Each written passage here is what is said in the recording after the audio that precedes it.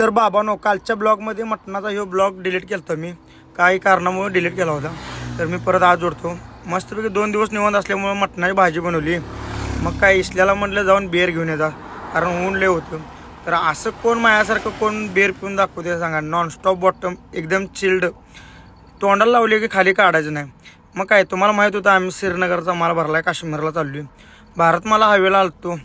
मस्तपैकी इथं आलो. आता जेवण 3 झालं सगळ्यांचं, त्यामुळं म्हटलं आता यासनी गाडी चालवायला बसूया. सकाळी उठून पोचलो इथं बिकानेरला. ऊन लय ताप आलतं. असलं ऊन लागायला की नाही, आंघोळ करायची इच्छा झाली. हे पाणी बघू शकता, हे असं हौद केलेला तिथं. आणि इकडे बघेल तिकडे नुसता वाळूचं डोंगर आहे. एवढंच हौद होता. आंघोळ तीन करून आलो. मस्तपैकी गन पावडर तीन केलं. इसल्याला म्हटलं एका रेषेत कडेनं जाऊ दे म्हटलं. सप्पय रोड आहे म्हटलं 300 किलोमीटर, त्यामुळे सरळ जाऊ दे म्हटलं. मग काय, जरा व्हिडिओ काढायसाठी गाडीवर गेलो. गाडीचा त्याने व्हिडिओ काढायसाठी असलं भारी वाटेल ते की नाही. वर गारव्याला मस्त वाटेल ते.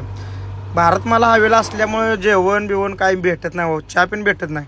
मग काय, शेवटी बिस्किट पुढे घेतलेलं होते तिथं हॉटेलवर. चहा, बिस्किट आणि पाणी खाल्लं.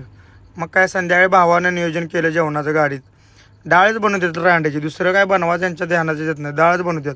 फायनली लवड्यानं डाळ आणि भात तयार केला काय भावानं. चपात्या आणल्या हॉटेलमधनं, खाल्लो पोटाला दाबून. लाईक करा, शेअर करा, कमेंट करा.